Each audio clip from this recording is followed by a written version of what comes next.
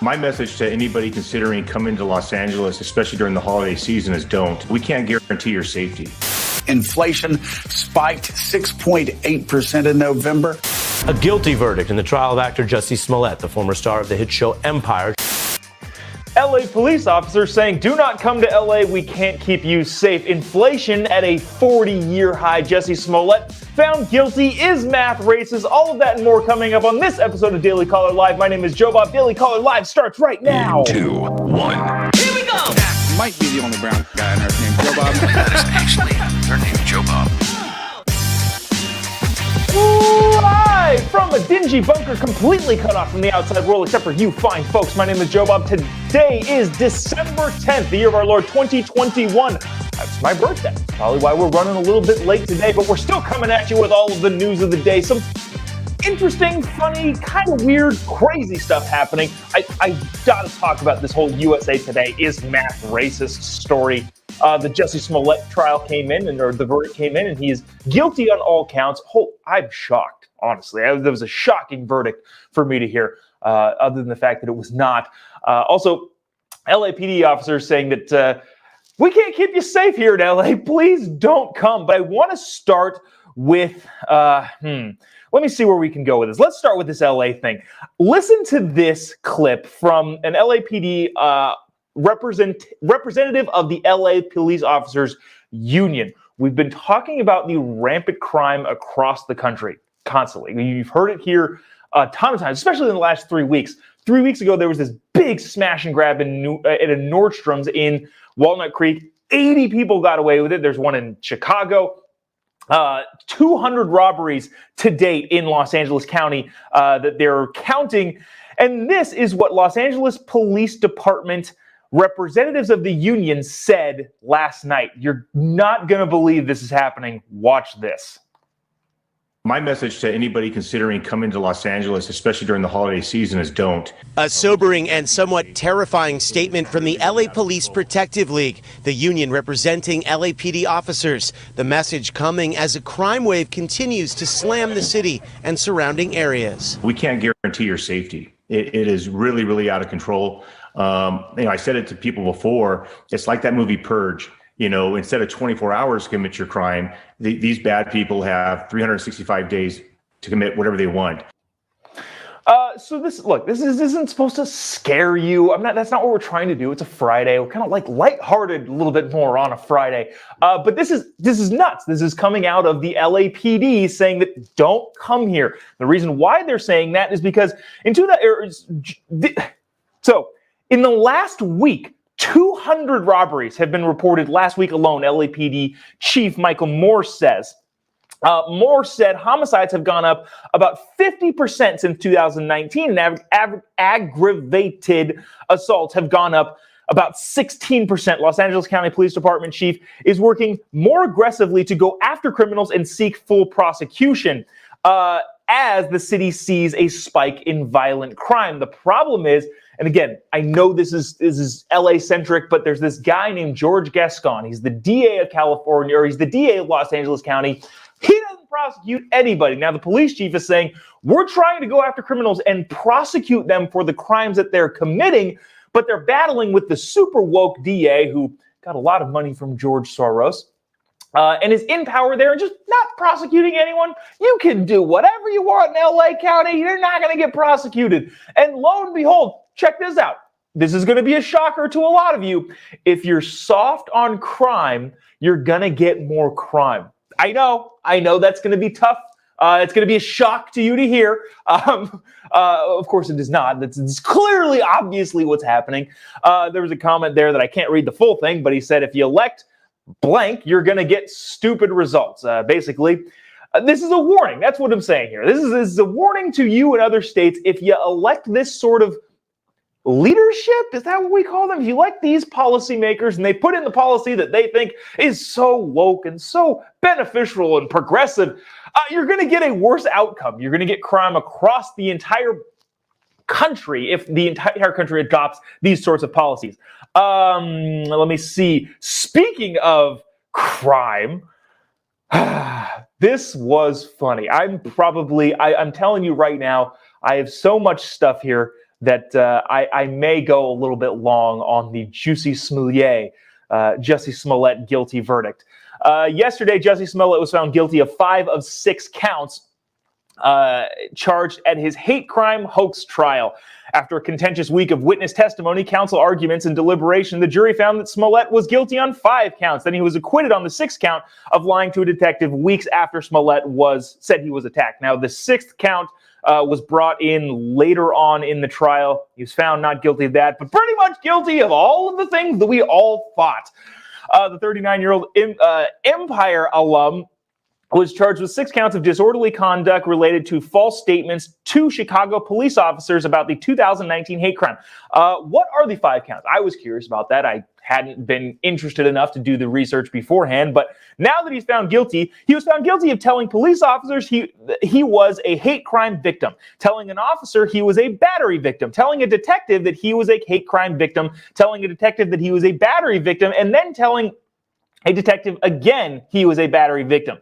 Battery victim. He was found guilty on all 5 of those charges. Oh my gosh, I know, another shocker. Oh, we're just shocking you folks today. Wow, if you have lax crime policy, you're going to get more crime. Again, I know that comes as a shock to pretty much everyone. This Jussie Smollett verdict, also a shock. I'm just in complete disbelief. How could this have happened? I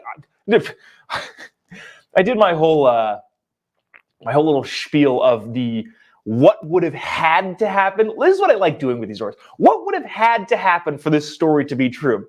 You would have had to have 2 racist dudes in the dead of winter, in the middle of the night, patrolling the streets, and all of a sudden, is that Jussie Smollett, the actor from Empire? Do you watch Empire? I watch Empire. Yeah, we watch Empire. Let's go attack him. No, this was ridiculous from the start. But I did come across this that I want all of you to indulge with me for a little bit. These are some of the tweets. I've got a lot of them. I don't know if I can get to all of them, but these are some of the tweets from the super woke, progressive political figures in the American culture. Kamala Harris said Jussie Smollett is one of the kindest, most gentle human beings I know. I'm praying for his quick recovery. This was an attempted modern-day lynching, says the current Vice President of the United States, this is while she was the candidate, but she's now the Vice President of the United States, got away with saying this and hasn't retracted it, I don't think. No one should have to fear their life because of their sexuality or skin color. We must confront this hate, says Kamala Harris. Do I want to read Bernie Sanders? No, I'm going to skip to Joe Biden. Joe Biden tweeted, "What happened to Jussie Smollett today must never be tolerated in this country. We must stand up and demand that no longer we give safe harbor to that of homophobia and racism have no place on our streets or in our heart. We are with you, Jussie," said the now president of the United States. Who else can we get to? Who are the most popular on here? Do we know who Rashida Tlaib is? I feel like people should know. Oh, Joy Reid says, whoa. Joy Reid said nooses never really disappeared as messages of a very specific kind of terror. But every time they're used, my God, it's chilling. Praying for Jussie's full recovery and for all of us. These are kind of fun. I like reading these. AOC said this is... I don't know if I want to read AOC's. She's a handful. Lori Lightfoot said, "My thoughts and prayers are with Jussie Smollett. Everyone deserves to feel safe as their truly authentic self in this city. As mayor, I will make sure that regardless of the victim's stature of hate crime, it will be fully and completely investigated." Cory Booker said, "To those in Congress who don't feel like the urgency to pass an anti-lynching bill designated lynching as a federal hate crime, I urge you to pay attention." Remember, too, at the time they were trying to do this big making lynching a federal hate crime, which you can't do that. That's already illegal in the United States. It's strictly a political thing that they wanted to do for some reason. But yeah, those are hilarious. There's a lot more of these. Maybe we'll get to them later on in the day. Eric Swalwell remember Eric Swalwell, a guy who was dating the Chinese spy. Also ran for president, congressman. Maybe we'll get a little bit more of those later. But I got to get to this. This is not exciting. This is not sexy, but I am curious to see what is going on in your neck of the woods. What's inflation like where you are? Seriously, I'm curious. What are prices like where you are? When you walk into the grocery store, when you get gas, when you go to Target, Walmart, what's it like? I don't know. What's it like? Are they higher? What are gas prices like where you are? What is the price of a gallon of milk where you are? Inflation today, the numbers report came out from the Labor Department. Inflation is up the highest percentage in 39 years, so almost 40 years. Last month, we broke a record saying it was the highest in 30 years. This month, we broke the record and said the highest in 39 years, basically 40 years. Inflation is the highest it has been since 1982. I've got an article here that tells it. Okay, inflation rose 6.8% from a year ago in November, slightly higher than estimates according to Consumer Price Index released Friday. Surging food prices, energy, and shelter accounted for much of the gains. This is funny. This is CNBC. The second bullet point down, they say, excluding food and energy, the CPI increased 4.9%, in line with expectations. Okay, so if you don't include all of the things that people actually need and use, that's relatively fine. Great. But they continue on to say surging prices for food, energy, and shelter accounted for much of the gains. Yeah, all the things that people use. The Consumer Price Index, which measures the cost on a wide-ranging basket of goods and services, rose 0.8% for the month, good for a 6.8 pace for the year over year, the fastest rate since June of 1982. Let me see. Most decent food is out of my price range today. Gas is 3.8, coming from Kim. I'm not sure Kim lives, but yeah, that seems to be pretty consistent with everything. Are things going on with the live stream? We're still able to watch this. I know some of the comments are a little bit interesting, coming a little bit blank. So just curious on that. So we won't hammer this on inflation. I know it's not the most sexy topic in the world. I want to get to this. Is math racist? The USA Today, the USA Today yesterday came out with a question. USA Today asked a question: is math racist? No, it's not. Next question. We solved it, guys. But the USA Today had this big, long monster article on asking the question: is math racist? Well, simple answer is no, it is not.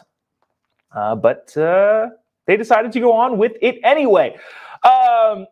This is coming from the USA Today, again, in this big, long article, is math racist? Hold on, simple, is math racist? Oh, okay, never mind. I'm not going to read that comment yet. Sorry. We'll get to some of this stuff after we talk about this. Is math racist? Schools are collapsing math tracks to put kids of all abilities in the same math classes and adding data science courses that carry the same prestigious calculus to their math tracks. So all the kids, regardless of their ability, are going in the same math class. There's so many things going on here. The USA Today even asking this question is demeaning. What I don't understand about your super woke, super progressive types is how do you not get the racism in asking these types of questions? Math is math. Seriously, that's what it is. It's always going to be consistent, always going to be the same. 2 + 2 is always going to be 4. The woke CRT critical race theory ideology that says, well, some math is different for people of color. How demeaning is that to black and brown people, and specifically black and brown kids in school? What they're doing, what a lot of places are doing by combining math tracks and not separating. So first thing is a broad American thing. We want the best students in whatever their field is to have a better track to getting to a higher place. It doesn't matter if they're black, brown, white, Asian, whatever they are. It doesn't matter. Whatever the kid is, If they're good at something, let's advocate for that. Let's put them in a higher math class. Let's not dumb it down to where all the kids are the same. Everybody's the same. Getting rid of gifted education is what I consider to be the first step in a failing society. Or, I don't know, maybe we're a couple steps in. Who actually knows? But on top of that, how demeaning is it if you're combining the tracks that, well, hold on, black and brown kids aren't doing so well, so we're just going to combine all the classes to make them feel better. Well, what about the black and brown kids that were in the advanced class? What about the black and brown kids that saw themselves as gifted? What are you doing to their self-esteem? Again, how demeaning is it for parents and students dumbing down math so that they can do better? That's not going to work out best for society. Look, when your super woke, super progressive people come out and say, "Oh, this is what the conversation that I think that they think should have. Jamal, we think you can do math. We think you can do it. We believe in you." And I was like, "Yeah, I know I can. What are you talking about?" Or any other, pick a black, brown kid.